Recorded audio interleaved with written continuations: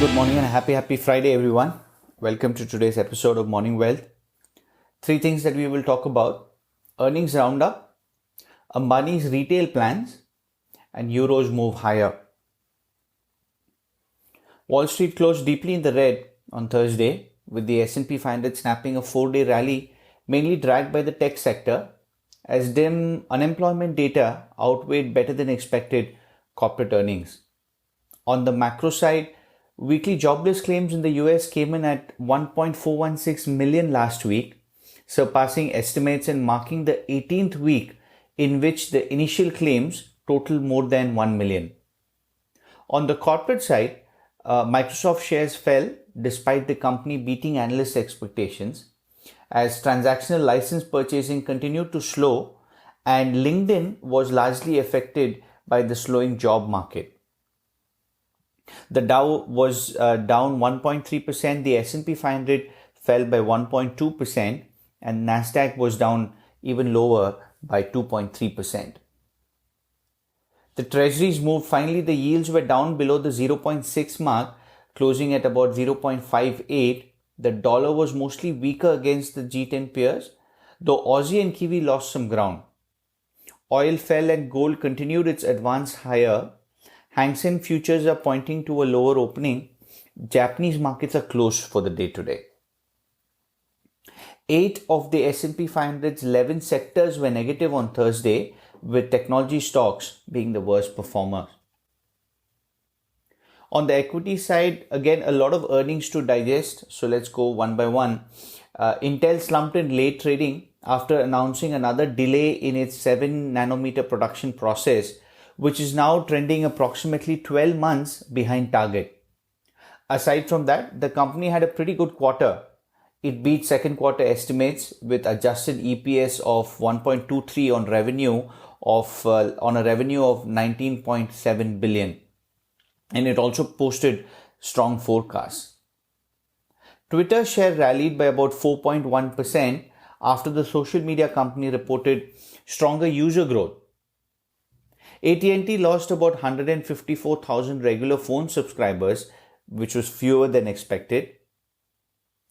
Airline stocks were volatile after two big carriers reported earnings. Southwest Airlines shares dropped by about 1.5% after the carrier offered a downbeat outlook for air travel. American Airlines initially slipped after the carrier reported a loss of about 2.1 billion in the second quarter, but later swung to a gain of about 3.6% at close.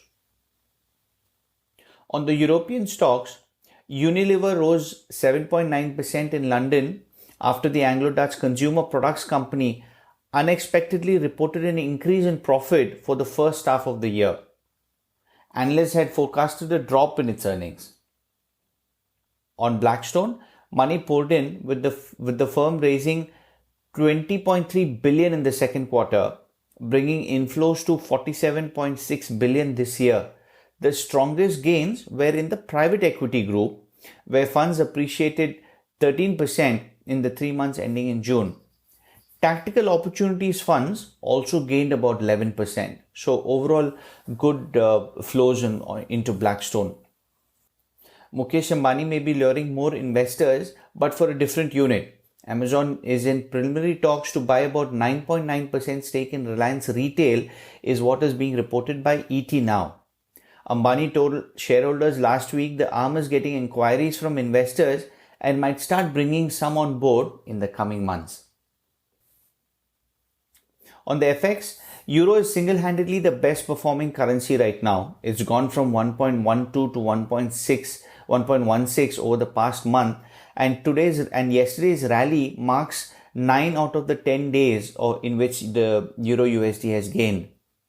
The recent powerful stimulus package and good response to the crisis continue to be the catalyst. Euro USD is also lifted by the prospect of further improvements in the Eurozone data and fresh weakness in the US.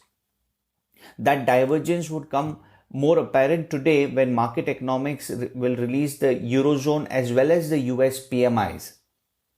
There's no question that the Eurozone data will be better, but we could see first signs of slower recovery in the US.